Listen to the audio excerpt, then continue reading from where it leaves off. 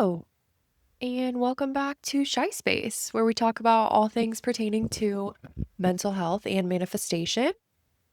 My name is Shy. I am the host of this podcast, and I'm so excited to be here.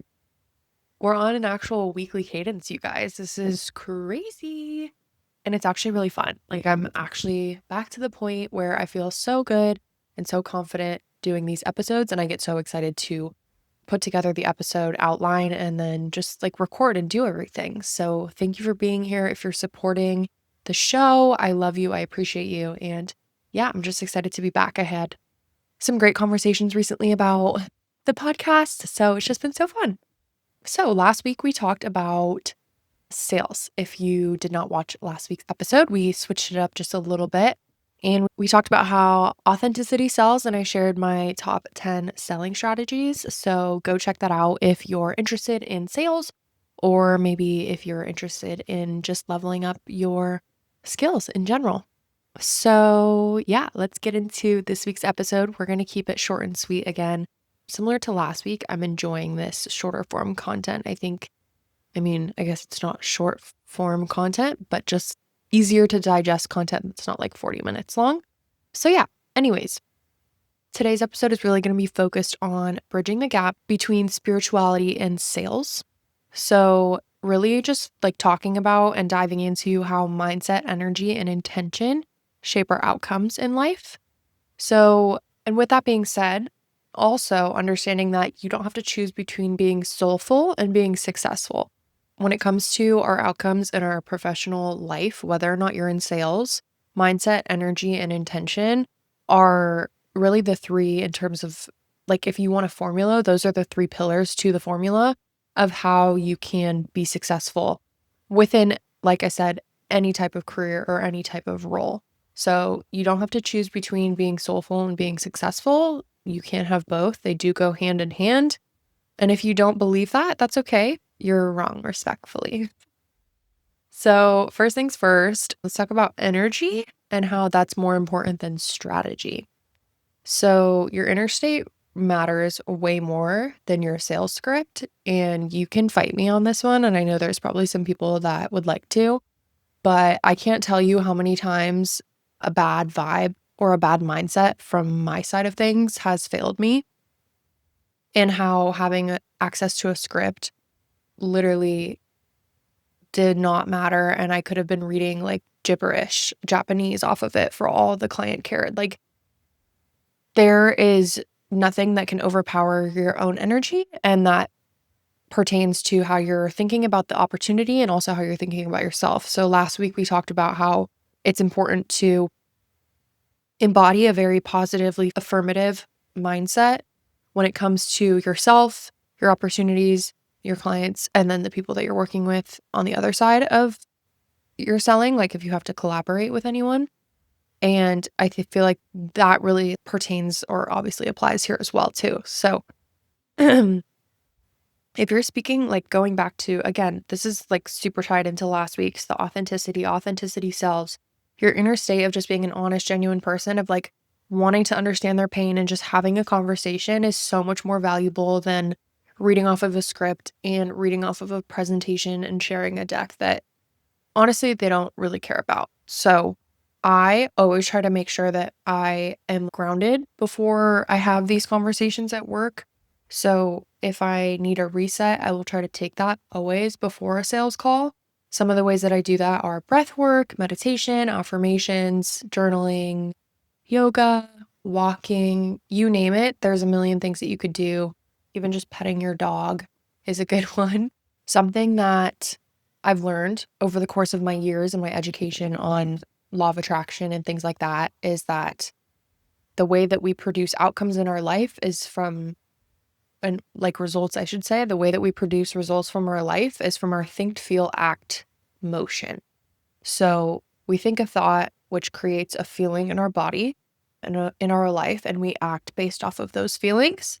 So, we're uncomfortable in a job or you're not making enough money at your job or what you think you should be making at your age. This makes you feel uncomfortable. This makes you act on that by looking for a new job. And then the result of that is having a better paying job that is paying you what you're worth and what you deserve.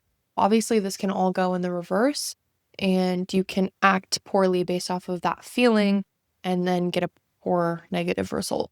But just keeping it simple, just remembering the think, feel, act framework, TFA or TFAR if you want to add results at the end, think, feel, act, results. So thinking creates feeling, which creates an action, which creates a result. So I think that I am a really genuine, personable human being who is smart and knows their stuff and is passionate and fun to work with. And I think that I create an environment that people enjoy being in and feel good in. They feel heard, they feel respected, they feel, I don't know, all sorts of things that I could imagine, but we'll keep it simple for now. And they act on those feelings, and I act on those feelings, which is how I go about my sales strategy and my engagements with people. And then that creates the results in my life, which is having more relationships, more engagements with clients, getting to support them with their business on X, Y, and Z function. And yeah, it's wonderful. And I genuinely will remember every single client I ever work with. I care about people so much. I remember the details of people, their businesses, their use cases, all of the things, where they lived, if their house burned down in the Palisades fire. Like, I know those things. I know when they're on maternity leave. I know how old their baby is. Like, that is the type of seller that I am. And again, going back to being soulful and successful. Next thing is talking about intention setting as a sales tool. So this is also very much tied into aligning your energy as a tactic for your sales strategy. So using the intention setting as a sales tool is really just talking about or focusing on intention versus expectation. A lot of the times you're trained in sales to go into a conversation with an expectation of what the outcome is going to be or what it is that's going to happen on that call. So for example, you're going to get on the call, you're going to present the deck to them, you're going to propose the solution to them, and they're going to agree to it. They're going to ask for the contract via email, and then they're going to want to set a meeting as the next step in the conversation and get a signature on the contract before the end of the month. So that's going in with an expectation. That is really hard to bump up against, especially if you're the type of person that is like me, where you get really down on yourself when you don't meet your expectations or maybe even the expectations of others. And that's why I always try to be intentional and just focus on my intentions for the conversation so that I do not get like thrown off or swayed, really just off my game if things aren't progressing the way that I had planned, because you have to be resilient, right? And you have to just be flexible and just deal with what comes up in life and in sales. And so when you have an intention going into the call, it's more of, okay, my intention is to make them understand or help relay as much as I can the solution that we're offering and how it solves for the pain point and the problem that they're experiencing. And really just making sure that they know that everything that comes with that, like that's really all I'm focused on. Do I want to get through the entire deck? Yes. Do I want to lock in next steps? Yes. Do I want to get the verbal buy-in? Yes. Do I want to confirm, the BANT if it hasn't been confirmed already? Yes. Of course I want to do all those things. But every single time I set myself up with an expectation of make sure you get all of that, it just messes with my psyche and it doesn't feel good, because you cannot drive every single conversation right into a freaking framework or a playbook. Like, it doesn't work like that. People, when you're dealing with people, they are human beings. They're not robots. They are not just going to spit out a response to every single thing that you ask. Like, people's train of thoughts go different directions. They don't want to answer things. They don't hear things, you name it. Like, you can have a conversation with somebody and not be on the same page about that conversation at all, because you've both lived completely different experiences of that and your minds were in completely different spaces and capacities. There is so much room for a lack of alignment to occur that it can drive your expectation your results that you've set for your expectations down. And then your positive feeling about your success rate or your ability to succeed goes down. So that's a recipe for disaster. Intention over expectation, always. This is really the spiritual version of like a game plan, I would say. You can apply this to sports. You can apply this to performances, conversations, which falls under sales. So many things. Like I focus on that when I'm working. I focus on that when I'm at the barn. Like this is a weird one, but as an equestrian, how I perform when I'm riding matters to me. How I perform just from a general horse owner equitation standpoint matters to me. Like if I'm not taking good care of my horse, if things aren't getting done, if I am not riding consistently, if I'm not exercising him properly, like I hold myself to different standards in different capacities of life that can knock my self-esteem and my self-confidence when I don't live up to this fake perfect version of myself that I've created that gets every single thing right. Something that I've learned recently in mentorship is that like having non-negotiables and core values in life is really what matters more than anything when it comes to how to get to a successful place in life. And that has just made things so crystal clear for me in a way that it's hard to describe, but I'll get into more at another time because I have a lot of things to talk about today. But I just think that that's something that's important to mention. So, um, obviously, just reiterating on the example that I gave, which is setting the intention to help, not just to close. And I think that that gets you really far in life too. Next one is law of attraction meets pipeline management. So, talking about or understanding how to attract aligned opportunities versus forcing bad fits. This is something that is so important. I feel like salespeople don't say no to prospects enough, and they end up having poor fit client relationships that end up in, bad reviews, negative engagements, whatever it is, bad word of mouth. Like it's just, especially when you're working in the consulting industry and you're working in an interpersonal style of engagement, it's very risky. You need to be very clear, like I just said, on alignment and expectations for the engagement and what is going to happen. And there's a lot of room for, I don't know, scope creep, if you will, in some of these consulting agreements, because what does that word even mean? It can mean a million different things. Abundance mindset versus scarcity mindset. This is something that I feel like I shouldn't even have to address, but I'm going to, obviously, because it needs to be said. Like I said this last week, erring on the side of glass half full, erring on the side of positivity, erring on the side of things are going well for me and things are going well for my organization, and we are hitting our target revenue goals, like all of the things are the things that should be said. Leading with a scarcity mindset just gets you a outcome that is filled with lack and scarcity, and it brings more scarcity because like attracts like. Energy cannot be eliminated. It can only be transmuted. So it is just transmuted into that, more of that. So we don't need that in our sales mindset and our life mindset, anything, but especially not as it pertains to my bank account, baby. We're going to think with so much abundance, it's going to scare you. It is literally going to scare you. A practical example for this is releasing an attachment to a deal, or releasing the attachment to one deal opens the doors for 3 to 5 to 100 more to come in that are more aligned. So I say this all the time, and I love this because it's not just a sales tactic, it's a life tactic. Releasing the attachment to one thing in your life opens the doors for an unlimited amount of things to come in for you. If you release the attachment to the outcome of a job interview, makes so much more room and space in your life for more job interviews and more aligned opportunities to come in.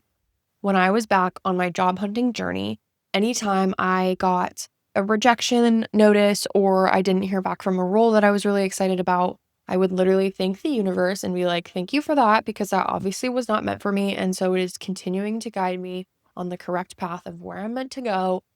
and it's freaking annoying and I'm frustrated about it and I don't like it and I'm even mad about it and I'm going to talk about it to everyone.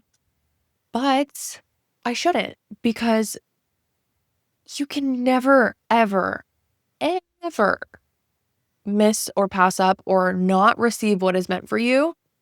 It will always come to you when you need it and when it's the best timing. So trust in the process, trust God, trust whatever you believe in, whoever you believe in, trust and have faith in, even if it's just in yourself, like give yourself that credit and that faith that you can do this and you can be successful. You can meet your revenue goals. You can meet your quota goals. You can do all the things.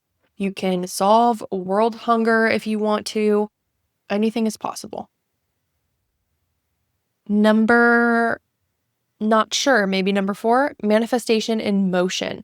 So this is a big one. The small daily practices are what create the big long-term successes. It's little actions on a daily basis that create larger results on a larger scale that when you peel back, you don't even notice, but it's just those little, it's like going to the gym. You're just chipping away each day a little bit, a little bit, a little bit, and you're rewiring and retraining your mind and retraining your thought processes. And then all of a sudden, you're a master manifester. So affirmations, scripting, gratitude. Bob used to talk about auto-suggestion. My coach talks about that too. That one's funny because it's like literally either talking to yourself in the mirror or recording yourself and then listening to it, which is always fun. I get to listen to myself with my podcast and it's just a joy. Sarcasm, if you're not catching on, that's sarcasm. I freaking hate listening and watching back on the footage. It's torturous, but we prevail. So yeah, those small daily practices, again, this is just a life lesson. This is not just for sales.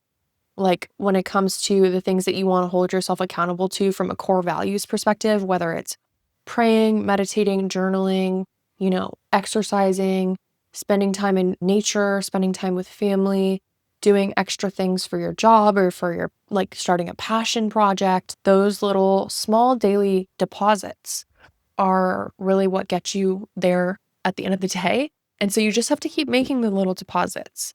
Eventually you're going to look back and you're going to have just gone miles and you're going to be it's not just going to be little deposits that you have, but it's going to be millions or whatever it is, a company or a house or a dog or an experience. So embodying that future version of you, what you're doing through those small daily practices is embodying the future version of you who already hit those goals, who already hit the sales target.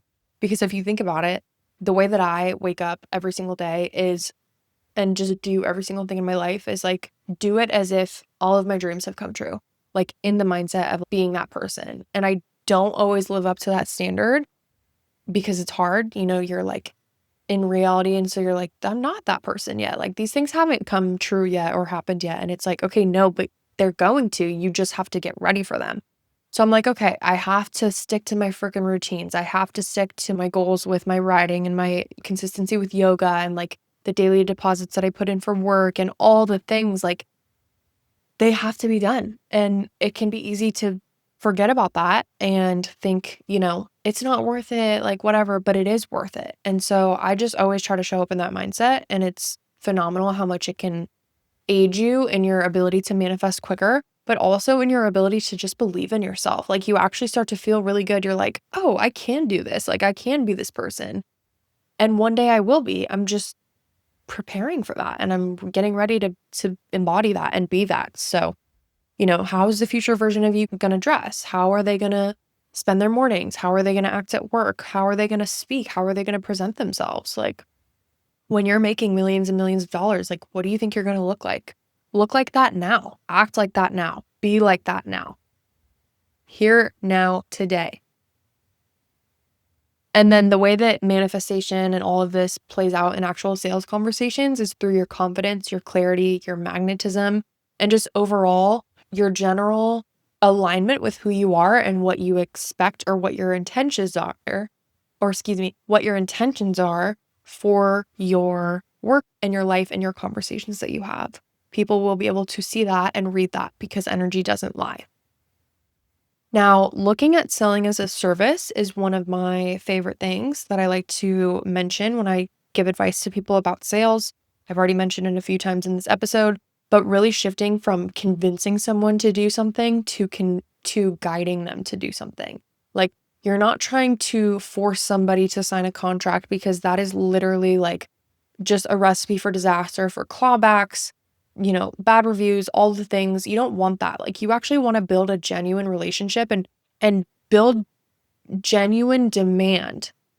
Like, generate genuine demand for the product or the service that you're trying to sell, and then sell it. Like, actually show the value and be genuine about it. So again, guide someone. Like, imagine that this person is your uncle and they are asking you the same exact question that this person on the other end of the Zoom call is, because they know that you work in this industry and they need your help. What would you tell them? Like, be that genuine about it. Drilling into that from a spiritual perspective, talking about giving without grasping. My hand just clenched. I feel like we try so hard to hold on to outcomes and also just like force people into engagements to hit like numbers and going back on being like focused on bad fit opportunities just to get things through the door. It never goes well, or it goes well. I've been on the receiving end of this in one of my former jobs at a company that went to complete shit and fired everyone. Getting a bunch of people through the door by hiring a bunch of salespeople that feed a bunch of bullshit lies that are absolutely not true and absolutely not aligned with what is going to be received by the client. And then the churn rate goes up a crazy amount and the whole company goes to shit. And the reputation is never going to be the same. Like, that is a recipe for disaster. If you cannot build a genuine DG effort, demand generation effort, and attract good fit clients, good fit buyers to your market and like to your front door, your selling website, whatever, then revamp the idea. Like, something's not right. And then last thing for the selling as a service, when you focus on serving, selling becomes natural and not forced. I feel like that's a little bit redundant. But anyways, some rituals and habits that support my spiritual selling. This is the last thing we'll chat about, is having proper morning routines. So I already mentioned this, but having a good morning routine that really primes your energy. I feel like all people that are giving advice talk about this, but it really is super important because I won't get into the nitty-gritty details, but basically the brain wave state that your brain is in when you first wake up is a very creative and like free-flowing receiving state where you're a little bit more tapped into your subconscious, where things are easier to accept, things are easier to just really lock into and align with. And then ultimately, like, being more in alignment with things allows for more creation. So that's why people suggest things like meditation first thing in the morning, because your subconscious is in a much more open space and open state to accept the ideas that you're trying to affirm into it, like a goal or an affirmation or whatever it may be. So movement is another one that's good for that, journaling, things like that, and even reading, studying, whatever it may be. Journaling prompts before and after sales calls. I'm a big fan of this one. I love to journal before and after sales calls, usually before, just like affirmations and things like that, to help with my energy and also just help with my confidence and just put good vibes into the universe, honestly. And then also using visualization before big meetings. So just visualizing the outcome like you would with any other conversation or goal, and visualizing yourself having like a winning conversation or, closing the deal or like, getting the signed contract or whatever it may be, like really tapping into that and feeling it and feeling what it would be like to have that be real. So that is all I have for you guys today. I would like to encourage y'all to try at least one spiritual selling practice this week and let me know how it goes. And just a reminder that success is not just outer action, but also the inner work as well. So if you are acting, and producing no results, you need to take a look at what is going on internally. What thoughts are you thinking? What belief systems do you hold?